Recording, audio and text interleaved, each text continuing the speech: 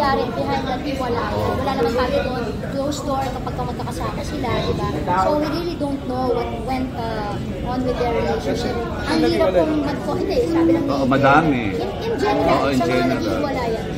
Siyempre, sabi nga ni Christopher, ang paghiwalay, it's a choice also.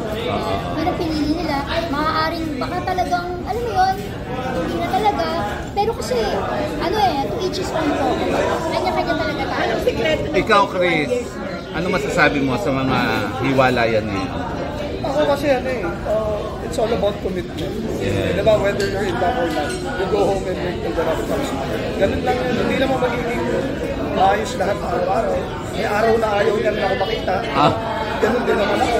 May araw na iinis din siya. Pero dapat alam mo yung purpose ko.